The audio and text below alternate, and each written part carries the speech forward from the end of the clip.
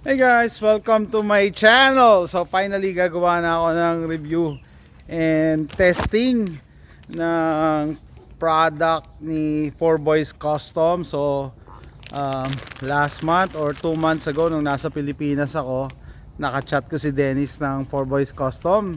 Sabi niya ginawa niya daw ako ng wholesale. Sabi ko, you don't have to do that. Sabi niya, hindi, gusto ko rin makarating ng States yung product ko. So sabi ko, paano ko to ipe-present na sasabihin na iba, nasa America na yung product niya. So siguro kailangan ipakita ko yung plaka muna, no? Sa Texas na. Sir, nasa Texas na yung ano mo, yung product mo. Pwede na tayo mag-unbox. Yan, Texas. Ito po itsura ng mga bahay dito. Ito yung kotse ng anak ko. Hindi ko pa nare-review. Yan, Texas. Ito po ang Texas, walang tao. Walang tao sa labas. Yan ang mga bahay dito sa sa Texas. Okay guys, so andito na tayo sa loob, no? Shout out sa 4Boys Custom, si Sir Dennis. So sir, as promised, nadala ko sa US yung products mo. And sorry, medyo late ang unboxing ko kasi medyo busy. So ngayon ko lang din nakita. I was surprised. No, nakaka-touch naman, no, na personalize. Ngayon ko lang nakita, oh. Ayan, oh. Jose Rizal Adventures. Tapos, prior to shipping me these holsters, tinanong niya ako kung anong barrel. Sabi ko, sir, Glock 90 na lang. Para marami akong, mapaggagamitan. And yan. So, dalawa yung pinadala niya. Hindi ko alam kung para saan to, no? Okay. Ito yung isa. Yan. Jose Rizal Adventures din. Etch. Tapos, ito ngayon, hindi ko pa ito nabubol. Ayos Yan, Jason. Talaga, hindi mawawala. Hindi mawawala. No? Proudly Philippine made. Nasa US na. Okay. So, ayan. Meron siyang ayan. Patch 4Boys Customs 4Boys Custom Kydex. Okay.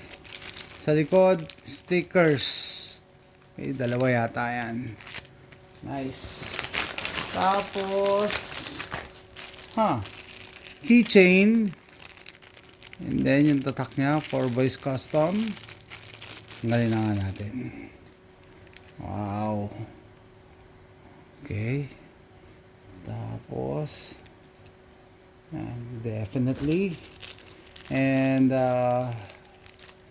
tools, ito pang Titan yan, Allen. Okay, so sabi niya ito pinabigyan niya pa ako ng O-Light, O-Light. Nakakatawa naman. Ang daming ko utang kay Dennis ng 4Boys Custom.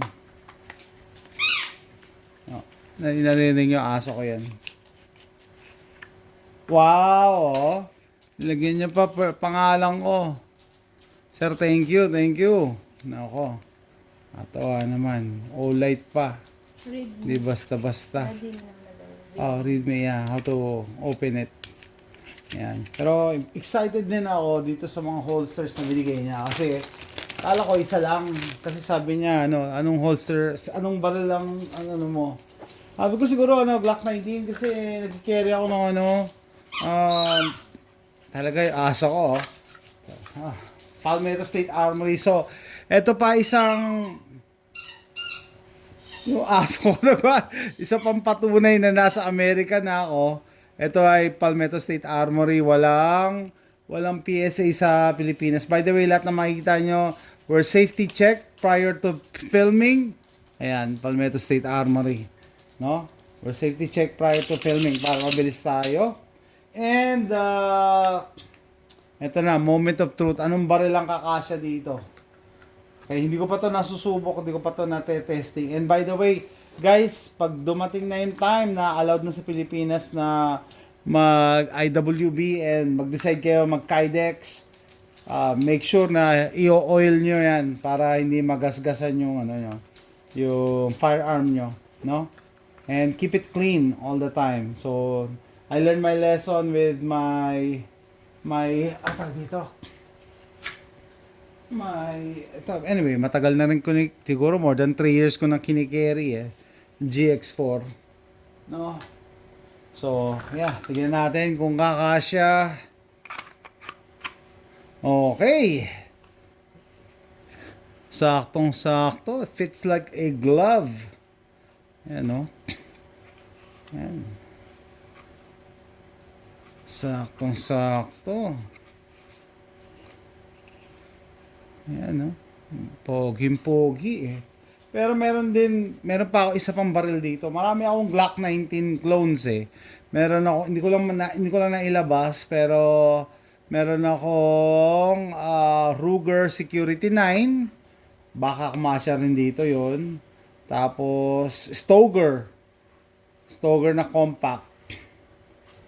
Okay, ayan, sakto.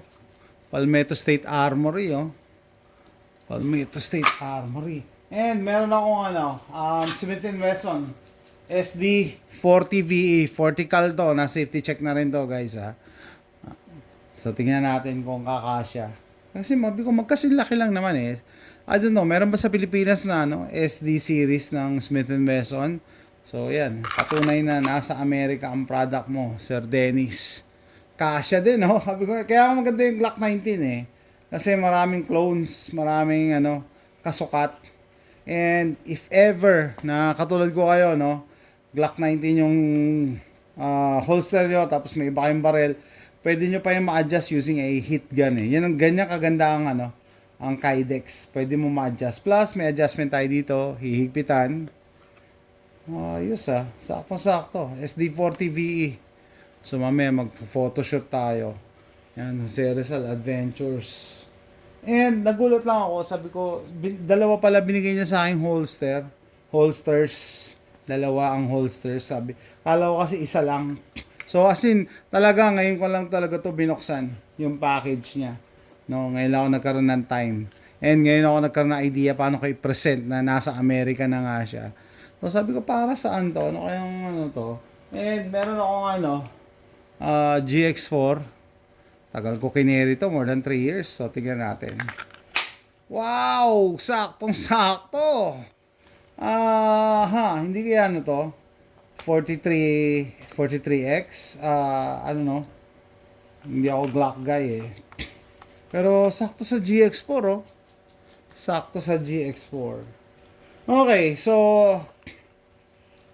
observation ko, initial impression sa product ng 4Boys Custom. Papakita ko sa inyo ang ordinary na mumurahing Kydex sa eBay. Ito, mumurahin lang na Kydex, simple. So, tanggalin nga natin yung barrel. Kita niyo yung kay 4Boys Custom, Very pronounced yung yung trigger guard. Talagang sukat siya sa trigger guard ng Glock actually. Yan, may kanto ang trigger Glock ng trigger guard ng Glock Yung ibang mga barrel pero sukat kakasya pa rin naman. Ito, hindi ganun ka-pronounce. Tapos meron pa siyang shape dito. Ito isang straight lang. And hindi ako gumagawa ng holster pero tingnan nyo dito meron pa siya ditong opening. Tapos marami siyang adjustments dito. Meaning, pwedeng itaas to para depende kung ano relationship niya sa belt. And meron siya nito. Ito wala. Hihigpitan lang parehas. So, mas maraming features. Kita nyo, pinagkaiba ng mumurahing Kydex holster sa product ng Kaya nakatawa. Sabi ko nga sa kanya, kahit hindi ako bigyan ng holster popromote ko naman yung product niya. Kasi alam niyo pag malapit sa puso ko pagka Filipino products. And yan, talaga mabait si Dennis ng 4Boys Custom. And I really appreciate it. Sa mga yung hindi ko na try. So ito yung holster niya yung Kydex para sa Yeah, Kydex holster ng magazine. Okay, so pwede pang i-adjust to. Adjust ko lang. Ayan. Glock 19. Hindi, maliit yan eh. Ito yung pang ano. Yan, ito yung pang Glock. Ito yung pang Glock. Okay, so ito yung sa maliit. So, sabi ko wala tong chamber load Chinek ko na kanina. Pero ito yung magulat sa magazine niya. Yan pwede pala. Hindi ko alam kung alam niya nagkikerry ako ng ano. Maliit. Sakto sa GX4 Tapos may adjustment ka pa dito. Wow, galing. Spare mag. Nakatawan naman. Yan. So, yan sir. Sir Dennis, thank you. Nasa Houston, Texas na yung products mo, no? Holster ng guns, dalawa, isang maliit, isang malaki, and then holster para magazines, no? And thank you sa iba pang items, especially Olight na flashlight, and ito pa. So, ganda talaga sa sukat eh. Ito.